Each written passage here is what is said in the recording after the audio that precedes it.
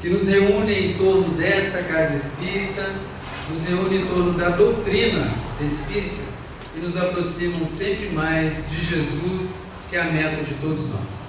Então, que Ele permaneça conosco, nos amparando, nos protegendo, nos abençoando, agora e sempre. Nós vamos conversar hoje sobre a ação evangelizadora de Jesus. E nós vamos fazer isso a partir da perspectiva de duas questões de O Livro dos Espíritos. E primeiro capítulo do Evangelho segundo o Espiritismo. Para nós percebermos de que maneira o Mestre Jesus trouxe-nos os seus ensinamentos, de que maneira a doutrina espírita reproduz os ensinos de Jesus sem acrescentar moral nova e, especialmente, a aplicabilidade desses ensinos de Jesus na nossa vida diária, nos mais diferentes relacionamentos que nós estabelecemos nessa nossa jornada evolutiva, ora estando no corpo físico, ora fora do corpo físico, mas em trajetória de evolução, seja qual for o contexto do nosso momento. Então, a ação evangelizadora de Jesus, a gente gosta de lembrar que essa imagem que está aí é só mais uma das milhares que nós encontramos pela internet, é só para enfeitar slide, não reproduz necessariamente a imagem do nosso Mestre Jesus. Aqueles que desejarem ter um perfil um pouco mais detalhado de Jesus, vale a leitura ou a releitura da obra 2000 anos, ditada por Emmanuel, psicografada por Francisco Cândido Xavier, em que nós tratamos lá aquele minuto glorioso, em que Emmanuel, ainda como senador romano, está escrevendo às autoridades romanas uma pintura daquele homem que estava trazendo revoluções no sentido pedagógico, educacional, da interpretação da lei divina. Então ele faz uma descrição do Mestre Jesus, a cor dos olhos, o formato do cabelo, como que era a imagem do Mestre Jesus, está melhor descrita por Emmanuel na obra 2000 anos. Então essa daqui é só para enfeitar slide. E nós vamos pensar também evangelização a partir do conceito de vivência do Evangelho. Para além do conhecimento do Evangelho, a ideia da palavra evangelização é vivenciar o Evangelho no dia a dia. É a aplicação do Evangelho na nossa vida prática.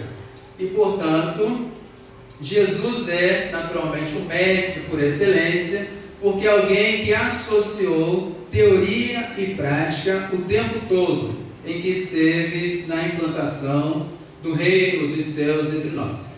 A primeira questão que nós vamos retratar aqui é a 625 de O Livro dos Espíritos. Já está aparecendo toda aqui. A nossa intenção era parte a parte, para que a gente pudesse acompanhar o momento da fala com o que for aparecendo ali, para nós não nos anteciparmos na leitura e perdermos parte da fala. Então a gente vai estabelecer aqui um acordo para fazer a leitura do slide, mas acompanhando a fala que nós estamos fazendo. Tudo bem assim? Daqui a pouquinho eu começo a fazer algumas perguntas a vocês, para ver se realmente estão acompanhando comigo o que eu estou falando. Fiquem tranquilos aí, que eu só gosto de escolher o pessoal daqui da frente. Bem? Vamos lá.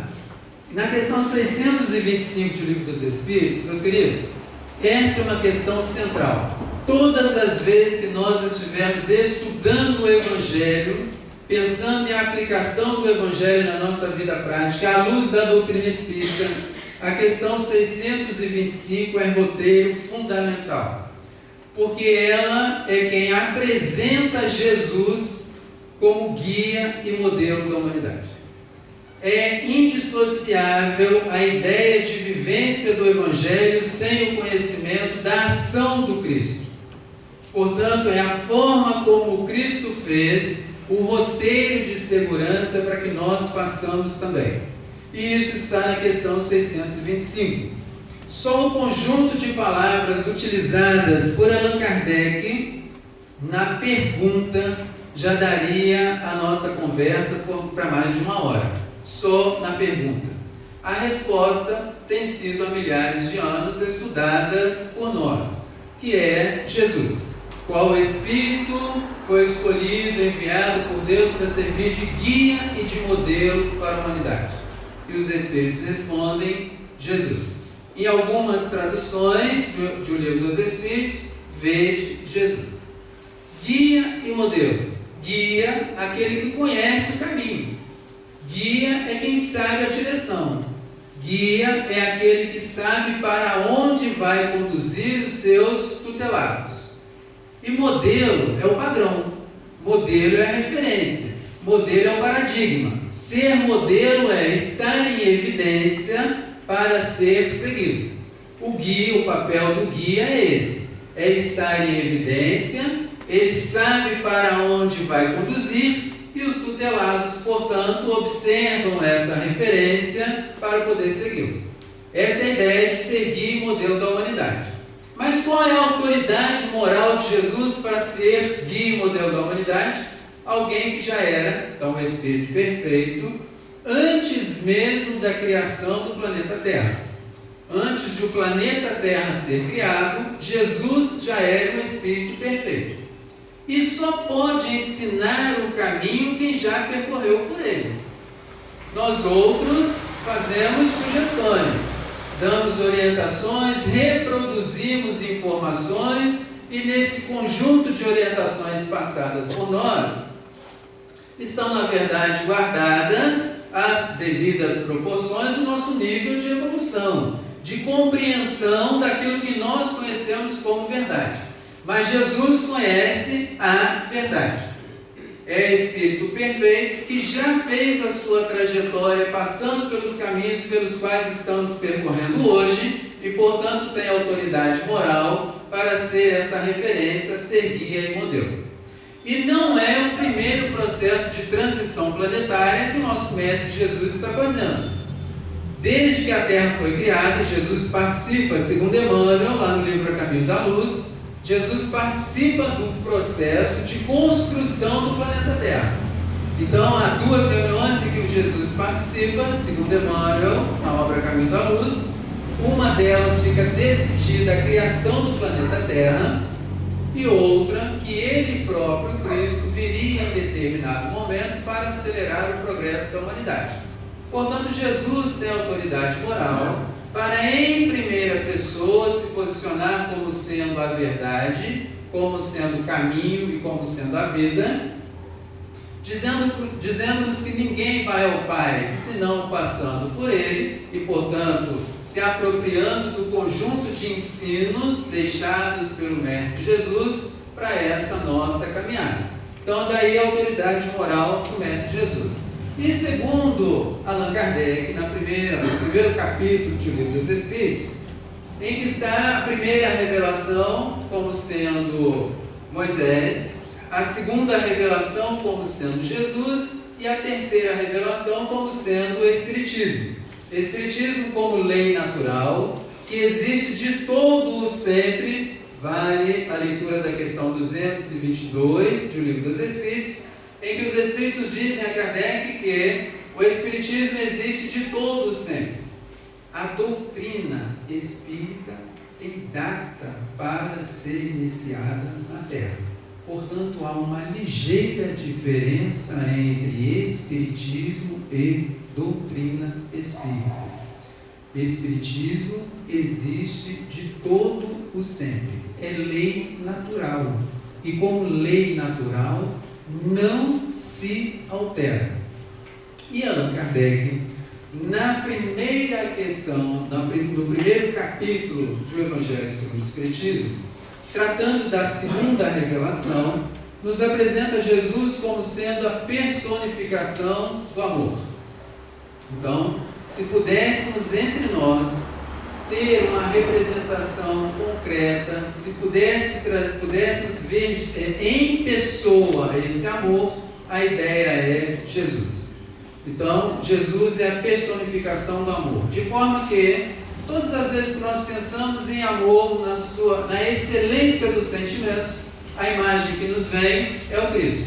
E todas as vezes que nós pensamos no Cristo, a ideia máxima que temos é de amor, porque não se separam Jesus e a ideia de amor.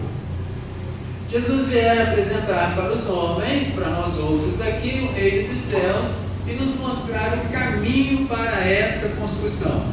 E se nós nos remetermos ao Evangelho de Lucas, lá no seu capítulo 17, versículo 20, vamos ouvir o evangelista nos dizendo, reproduzindo a mensagem de Jesus, na verdade, dizendo que quando disserem que o reino está aqui, ali, alhures, além, não vades, porquanto o reino dos céus está dentro de vós. E Jesus viera naturalmente nos mostrar o caminho desse mergulho interior para encontrarmos em nós o reino dos céus. Isso equivale à apropriação da lei divina, lei imutável, que é amor em qualquer nível de evolução que nós estejamos. Então Jesus é a referência para ensinar esse caminho. E volto a dizer, ensina o caminho porque já percorreu por ele, já passou por ele. Então precisamos ver, a partir da parábola do semeador, a ideia que Jesus traz para esse processo de educação da humanidade e mais, da ação evangelizadora de Jesus a partir dos seus ensinos e a vivência desses ensinos entre nós. Diz a parábola que o semeador saiu a semear. Nós não vamos narrar a parábola para otimizarmos o tempo. E a semente é depositada em 4 diferentes tipos de solo. Uma parte cai à beira do caminho, uma entre pedregulhos, a outra está entre os espinheiros e a outra em solo fértil. A que cai em solo fértil, uma parte rende 30%, outros 60%, outros 100%. Ele começa dizendo, eis que o semeador saiu a semear. E Jesus, naturalmente, não estava falando de solo do ponto de vista físico, concreto, biológico. Jesus não estava falando de uma semente qualquer. Esse semeador, no caso a parábola ou Cristo, mas é importante pensar que semeadores sempre houve em todas as épocas da humanidade, e nós que estamos aqui, cada um de nós, invariavelmente, está semeador de alguma coisa nesse momento. Todos nós, invariavelmente, estamos semeadores nessa nossa jornada evolutiva. Resta saber que porção da semente amor nós estamos semeando à nossa volta.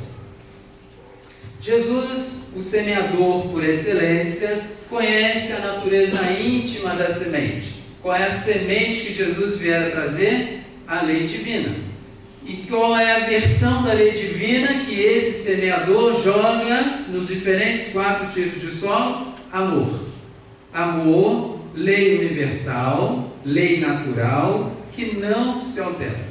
Estejamos nós na condição de princípio inteligente, lá no reino mineral, o amor é o mesmo de quando nós estivermos habitando o mundo celeste na condição de espírito e espíritos puros fogo.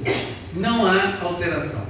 O que se modifica é a forma como cada um de nós, espírito em processo evolutivo, se apropria desse amor e começa a aplicar esse amor conforme o nível de evolução em que está. Jesus conhece a natureza íntima da semente porque, diz Kardec, orientado naturalmente pelas entidades venerandas, que ele próprio é a personificação desse amor. Jesus conhece. E Jesus conhece a natureza íntima de cada tipo de solo. Se desprovidos de cuidados, olharmos a parábola, poderemos pensar assim, mas esse semeador joga a esmo a semente. Porque a ideia que temos de alguém que faz a semeadura, e portanto de um agricultor, é aquele que escolhe o tipo de solo, prepara esse solo, escolhe cuidadosamente a semente, para depois depositá-la. Mas Jesus conhece a natureza íntima da semente e a natureza íntima do solo. Diz Emmanuel que sim, o cuidado de selecionar a semente é do agricultor. Mas romper o solo e gerar frutos, esse trabalho não é mais do agricultor, não é mais do semeador. Esse trabalho é da semente. Portanto, para cada um de nós agora, que anda sofrendo por aí pela mania de controle, ter controle de tudo e de todos o tempo todo, estejamos atentos. O trabalho do semeador é lançar a semente. Romper o solo e gerar ou não frutos, esse trabalho é da semente, não é mais do semeador. Olhamos para essa semente e vamos analisar a nossa vida em família, vida em sociedade, a relação que estamos estabelecendo conosco mesmos, para ver o nível de sofrimento que estamos passando, gerando, porque queremos frutos imediatos. A parábola não diz qual foi o intervalo de tempo que o semeador joga a semente de um solo para outro. A parábola também não diz quanto tempo as primeiras sementes começaram a gerar frutos. A parábola diz que no solo fértil uns renderam 30, outros 60, outros 100. Não diz quando. Portanto, o nosso trabalho enquanto semeadores é também de lançar a semente, especialmente a semente de amor, e permitir que a semente cumpra o papel dela no tempo e no espaço para gerar frutos de acordo com o nível de evolução dessa semente. Mas que natureza íntima nós estamos pensando? Aqui especialmente nós gostaríamos de palavra por palavra subindo ali. Mas vamos lá. Nós vamos retratar aqui essa ação evangelizadora de Jesus a partir de 3 perspectivas. A da semente, a ideia do solo e o efeito do lançamento dessa semente em cada solo. A primeira semente, quando nós estamos diante do solo beira do caminho, do solo pedregulho, do solo espinheiro, do solo terra fértil, imaginamos Jesus no trabalho de semeadura. Jesus lança para todos esses solos uma mesma semente, que é a semente da lei divina, amor. Essa é a semente lançada em todos os tipos de solo. Ocorre que Jesus conhece a natureza íntima do solo.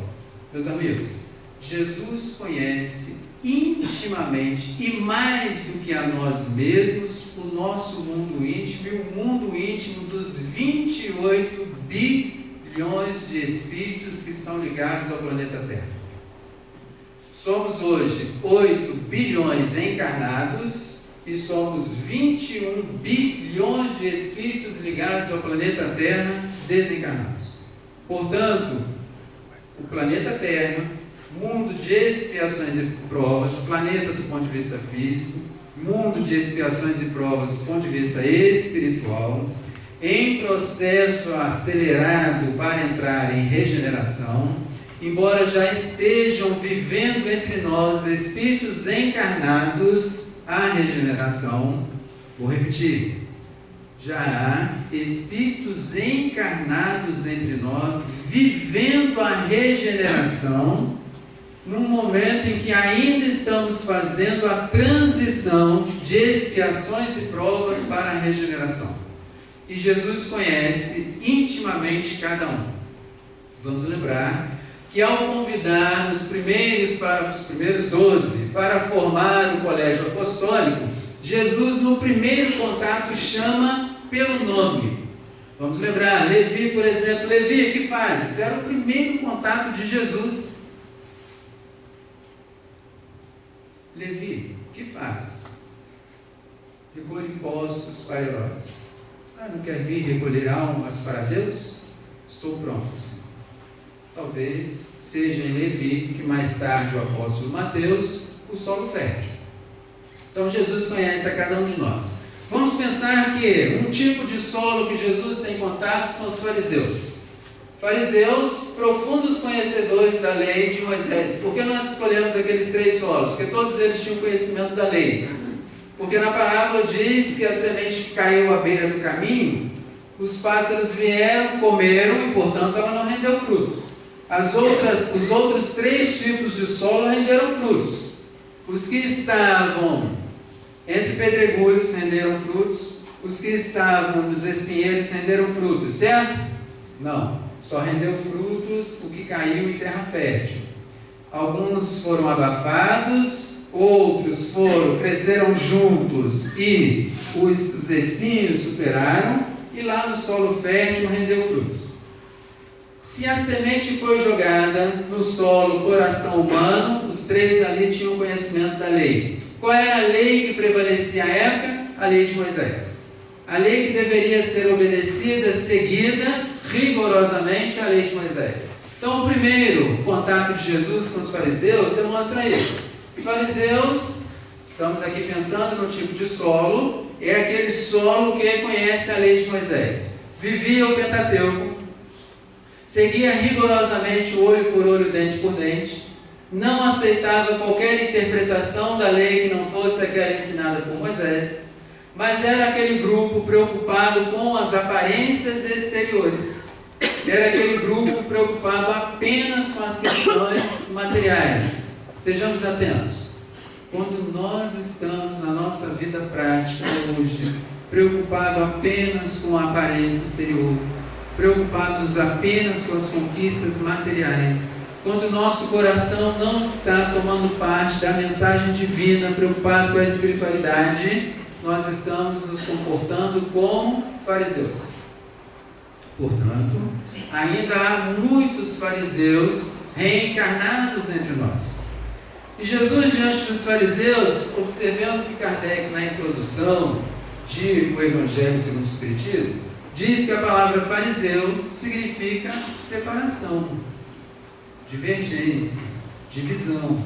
Então, sempre que Jesus está diante de alguns fariseus, Jesus está numa posição muito difícil, porque eles vão apresentar Jesus interpretações voltadas para o campo da matéria, vivenciando o materialismo, e qualquer que seja a resposta de Jesus, se não cuidadosa, poderia ter motivo para ser preso, condenado antes do tempo. Então os fariseus chegam para Jesus, e Jesus sempre se utiliza da semente amor, mas numa vertente benevolência, boa vontade. Jesus era firme com os fariseus. Tinha boa vontade para responder às questões. Jesus utilizava-se da boa vontade, com muita firmeza, para apresentar aos fariseus conhecimentos que eles não tinham. Então, por exemplo, Senhor, quando Jesus se reúne em determinado local, vai fazer a alimentação junto com aqueles que o cercavam, os fariseus vinham para perguntar: Senhor, como podem os teus discípulos comerem sem antes lavar as mãos? Aparência exterior, preocupação com o mundo externo. E não era de higiene que se tratava a questão. Jesus aproveita para trazer um ensinamento novo. O que faz mal não é o que entra pela boca, mas o que sai dela, porque o que sai da boca provém do coração. Quando eles traziam questão exterior, Jesus promovia questão interior. O que faz mal não é o que entra, mas o que sai da boca, porque o que sai da boca provém do coração. Jesus estava com os fariseus, através da benevolência, colocando para refletir, para pensar. Se a aparência exterior, o mundo interno precisa ser repensado. Se a preocupação é material, é preciso olhar o lado da espiritualidade, porque a vida física tem data para acabar. E o espírito prossegue para a sua jornada evolutiva, para além do corpo físico. Diante de um só, então, como os fariseus, o efeito da ação de Jesus é promover a reflexão. Lança a semente, promove a reflexão, põe para pensar, para refletir, para analisar, a partir do confronto mundo interno com o mundo externo, e é o resultado que Jesus alcança. Talvez na parábola, esse solo pudesse render apenas 30%. Quando Jesus está diante de um solo chamado Simão Pedro, aquele apóstolo mais esquentadinho, homem simples, rude, pescador, Jesus tinha tal confiança em Simão Pedro que entrega a ele a tarefa de apacentar as ovelhas. O cuidado da igreja fica com Simão Pedro, e não é igreja, é templo físico. Jesus está falando do cuidado de almas, o cuidado com o coração humano. Diante de Simão Pedro, Jesus se utilizava da mesma semente, amor. No entanto, Jesus encontrava desculpas para as faltas, para os equívocos que Simão Pedro tomava. E no momento em que Simão Pedro trazia diversas questões, muitas dúvidas, Simão Pedro apresentava a Jesus, Jesus se utilizava de boa vontade, então benevolência para responder, utilizava-se de indulgência para encontrar desculpas para as faltas de Simão Pedro. Simão, apacenta minhas ovelhas, e na primeira oportunidade Simão Pedro vai lá e decepa a orelha do soldado. Para Jesus dizer, não Simão, não é assim, vai lá, reconstitui e mostra a tarefa. Mas Simão Pedro, a partir da ação, do cuidado com Jesus, é tamanho que alcança resultado importante no seu próprio comportamento. Porque quando Simão é reconhecido pelos soldados, ele é reconhecido de uma forma muito interessante. Porque alguém diz assim, você é um dos dele. Você é um dos seguidores dele. Dele quem? O Cristo. Porque você fala manso como ele fala. Você fala manso como ele fala. Para além das aparências exteriores, caso dos fariseus, Simão é reconhecido porque fala manso. E só é possível falar com mansuetude quando essa mansuetude já está no coração. Porque senão fica daqui para fora e soa como falsidade. Observemos nós que Simão Pedro alcança algo que Jesus havia ensinado aos fariseus. Porque Jesus diz aos fariseus, o que faz mal não é o que entra pela boca, mas o que sai dela. E observe que quando Simão Pedro é reconhecido, ele é reconhecido porque o que sai da boca é o que está provindo do coração, e o que vem do coração é a mansuetude. Você fala manso como ele falava. Jesus, para além da reflexão que em muitos momentos foi Simão para pensar, Jesus alcança um resultado também no campo do sentimento. Para os passistas de plantão, campo do coração, nós sabemos que lá no perispírito, na altura do coração, está situado um centro de força chamado cardíaco. A responsabilidade do centro de força cardíaco é fazer vibrar os nossos sentimentos, as nossas emoções. Portanto, da forma como estão os nossos sentimentos, as nossas emoções, estão acalmando, pacificando esse centro de força, ou lesando, danificando esse centro de força. E vamos exteriorizar, portanto, para o mundo à nossa volta, aquilo de que está cheio o nosso coração. Quando Jesus está diante de um solo chamado Saulo de Tarso, Saulo, doutor da lei, perseguidor de cristãos porque pretendia que fosse seguida rigorosamente a lei de Moisés. Nenhuma outra interpretação que não fosse a lei de Moisés poderia prevalecer naquele momento. E Saulo começa então a perseguir os cristãos.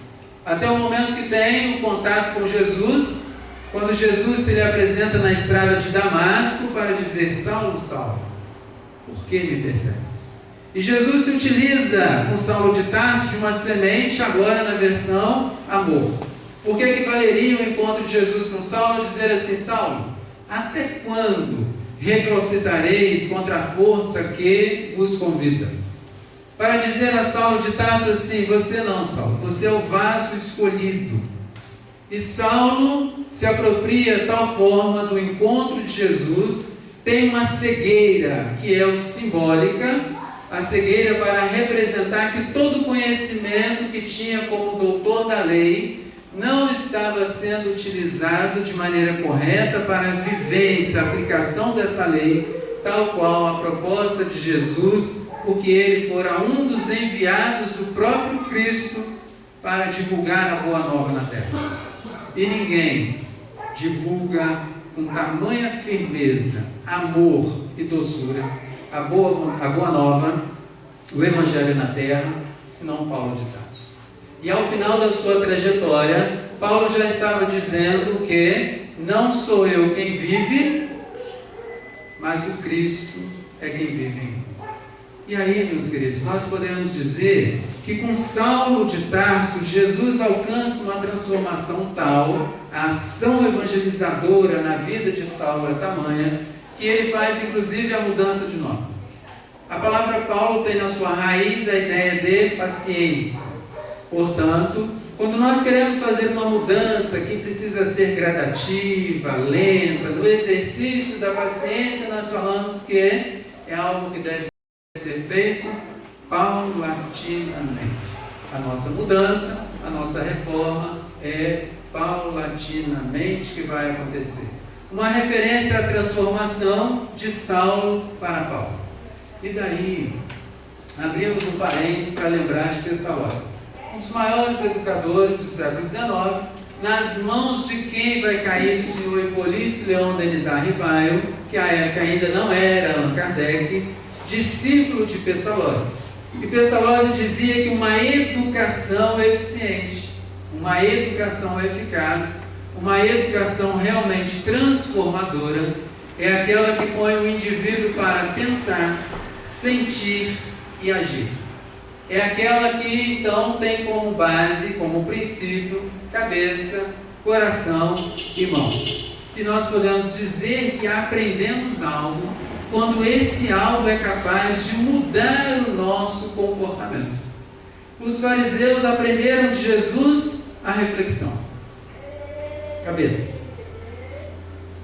Simão Pedro aprende com Jesus o campo do sentimento, a mansuetude, a doçura, a firmeza para ser o sustentáculo da igreja renascente na terra. E Paulo se transforma de tal forma que ele passa a viver o Evangelho. Então, seu comportamento é de tal forma alterado que ele passa a viver o Evangelho tal qual Jesus houvera ensinado. E Saulo tem a reflexão, Paulo tem a mudança no sentimento e Paulo tem as mãos operosas. Daí, meus amigos, observemos que na questão 886 do Livro dos Espíritos, quando Kardec pergunta às entidades venerandas qual o verdadeiro sentido da palavra caridade, os Espíritos respondem: benevolência, indulgência e perdão. Não existe entre nós uma possibilidade de nós vivenciarmos o amor ao próximo, amar a Deus sobre todas as coisas, ao próximo como a ti mesmo. Jesus diz assim: aí está contida toda a lei e os profetas. Tudo que está registrado na lei e todos que vieram apresentando essa lei estão resumidos no amor a Deus e amor ao próximo. Para nos dizer Jesus em benevolência, indulgência e perdão, que não existe uma ferramenta, não existe um mecanismo, não existe uma possibilidade para nós demonstrarmos amor ao próximo senão via caridade. E se nós pedíssemos aqui, um por um, para elencar uma ação de amor ao próximo, qual é o recurso que você tem utilizado para demonstrar amor ao seu próximo? Seja qual for a sua resposta, ou ela vai se encaixar na caridade material, ou ela vai se encaixar na caridade moral. Não existe uma ferramenta utilizada por nós capaz de demonstrar amor ao próximo senão via caridade. Portanto, a ação evangelizadora de Jesus ocorre na vivência da caridade. Traz a ideia de amor, se personifica desse amor entre nós e vivencia entre nós esse amor, sem dizer textualmente um eu te amo. Nós não encontramos no Evangelho Jesus dizendo eu te amo. Encontramos Jesus dizendo: amai-vos uns aos outros como eu vos amei. E Jesus nos amou vivenciando a caridade. Daí, meus amigos, precisamos pensar que a doutrina espírita, que não traz uma moral nova, o ensino dos Espíritos não traz nenhum ensinamento diferente daquele que o Cristo nos houvera apresentado, à luz da ciência, da filosofia e das consequências morais, desenvolve o ensino. Desenvolver no sentido de aquilo que estava envolvido pelo véu da alegoria, da fantasia, da obscuridade, os Espíritos desenvolvem. Para além da ideia que a palavra traz de multiplicar, de espalhar, os Espíritos têm o cuidado de tirar o envolvimento. Então, aquilo que não era entendido, porque estava lá na alegoria, na fantasia, como as parábolas, por exemplo, os Espíritos desenvolveram. Os Espíritos trouxeram a ideia de completar esses ensinos, porque analisa cada fenômeno dos ensinos do Cristo à luz da ciência, da filosofia, das consequências morais. E os Espíritos explicam a aplicabilidade dos ensinos de Jesus na nossa vida prática, para além do templo religioso. Porque a vivência do Evangelho é para a vida de relação, é para a vida fora do templo religioso, é para onde quer que nós estejamos, há necessidade de vivermos o Evangelho. Diz Emmanuel que a mensagem de Jesus foi apresentada por 4 evangelistas principais, mas nós somos o 5º Evangelho, que continua sendo escrito todos os dias a partir das nossas ações. E as nossas ações estão acontecendo nos lugares onde nós estamos. Portanto, junto da família, no local de trabalho, na sociedade, por aí vai. E é isso que o Espírito Clérigo Plantier, em Obras Póstumas, apresenta na mensagem belíssima falando de expiações coletivas, dizendo que nós somos formados por 3 características fundamentais. O indivíduo, e esse indivíduo, espírito em processo de evolução, é a sua responsabilidade consigo mesmo. De forma que todos os seus pensamentos, sentimentos, ações, lembra lá? Reflexão, sentimento, mãos operosas, interferem ou impactam única e exclusivamente a vida desse indivíduo, desse ser. Mas esse indivíduo é também membro de uma família, esse mesmo ser, membro de família.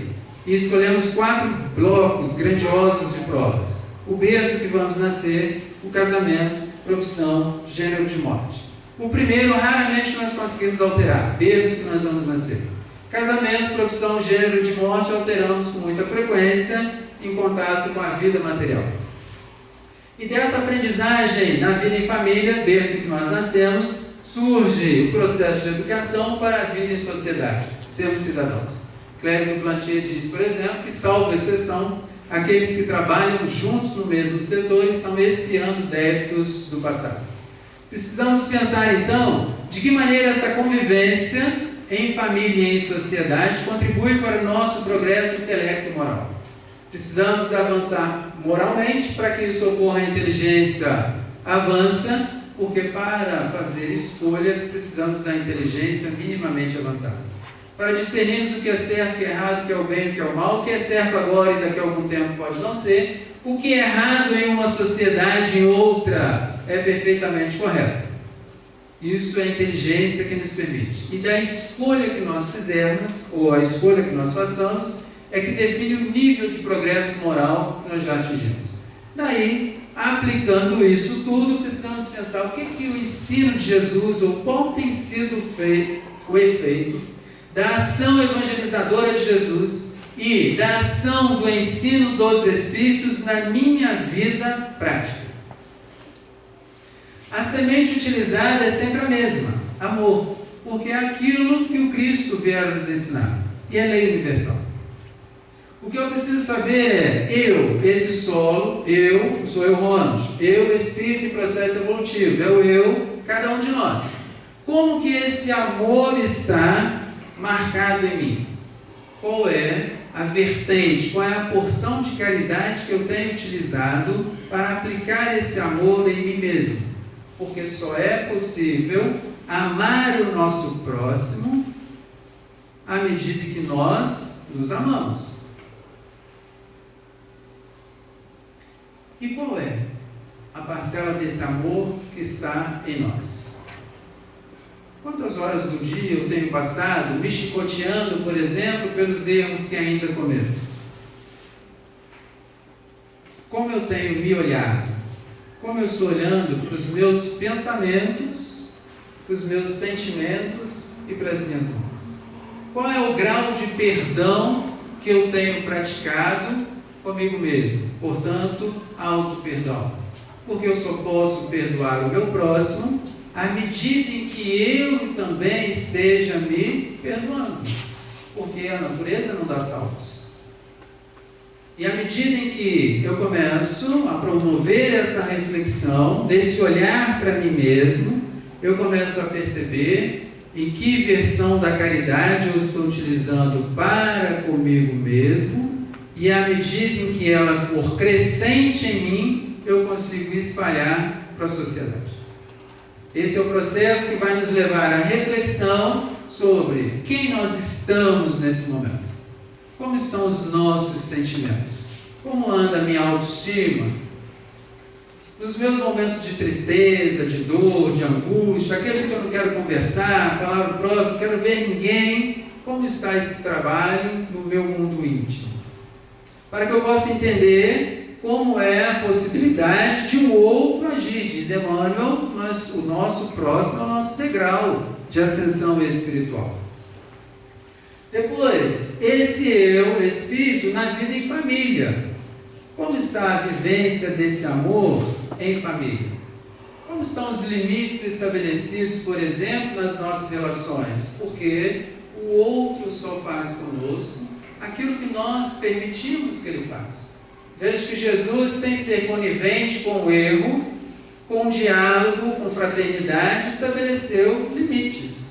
E às vezes, na vida de relação com o próximo, a versão da caridade, com benevolência, com indulgência, nos faz estabelecer o limite via diálogo.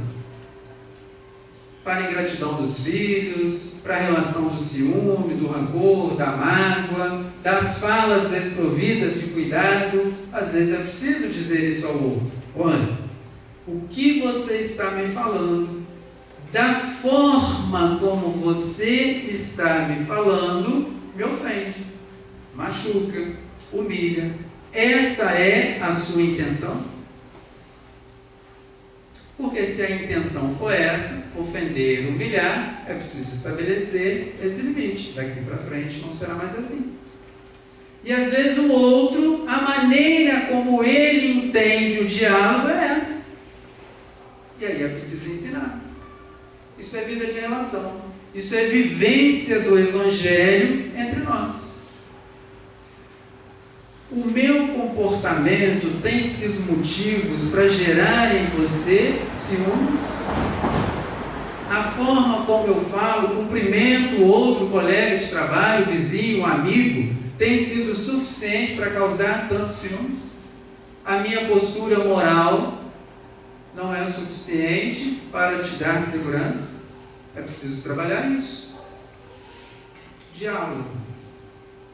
Diálogo é vivência do Evangelho entre nós. E se a doutrina que nós estamos seguindo, à luz da ciência, da filosofia e das consequências morais, não tem permitido vivenciarmos o Evangelho com leveza, se ela tem trazido para nós muito mais o peso da cobrança, da autocobrança, é preciso repensarmos o estudo desse Evangelho. Porque a proposta da doutrina é de libertação. A proposta da doutrina espírita não é bloquear consciências, é libertar consciências. Então algo no estudo desse Evangelho precisa ser repensado. E daí, meus irmãos, já agradecendo muito a paciência do Senhor estar nos ouvindo, agradecendo muito a direção da casa pelo convite, aos amigos espirituais que nos amparam, que nos orientam, nós queremos encerrar a nossa proposta, lembrando que Jesus, na sua ação evangelizadora, e que a doutrina espírita, na sua ação evangelizadora, deve promover em cada um de nós a reflexão dos nossos pensamentos, sentimentos, das nossas ações. E quando as dificuldades nos assaltarem pelo caminho, quando a dor bater a nossa porta, quando nós não estivermos encontrando motivos para prosseguir, façamos estacato a nossa correria desenfreada, paremos o nosso momento de prece para buscarmos Jesus. E assim como há 2000 anos nos trouxeram o doce e suave convite à doutrina espírita, invariavelmente, na leitura de uma página, numa palestra, na evangelização, no atendimento fraterno, nas reuniões mediúnicas, trazem Jesus de volta. Porque o Espiritismo é o cristianismo renascente entre nós. Para nos lembrar o doce convite de Jesus. Vinde a mim. Vinde a mim todos vós que estáis cansados e sobrecarregados, que eu vos aliviarei. Tomai sobre vós o meu jugo e aprendei de mim que sou manso e humilde de coração. E em mim encontrareis o repouso para as vossas dores, para as vossas almas. Porque meu fardo é leve, meu jugo é suave. Vinde a mim. Quando nós não soubermos que direção seguir, quando a dúvida estiver corroendo o nosso mundo íntimo, quando a insegurança estiver sobressaindo, paremos em prece para ouvir nosso Mestre dizendo: venho como outrora aos filhos transviados de Israel, trazermos a verdade e dissipar as trevas. E se a enfermidade bater a nossa porta, se as dores da ingratidão, do ódio, da mágoa, do ciúme, da inveja estiverem corroendo o nosso mundo íntimo, façamos a nossa prece. E o nosso Mestre há de nos dizer: sou o grande médico das almas e venho vos trazer o remédio que vos há de curar. Os pobres, os sofredores, os aflitos, os enfermos são os meus filhos prediletos. Vinde a mim, porque venho salvá-los. Possamos ir a Jesus. Muita paz a todos, que nos abençoe. Amém.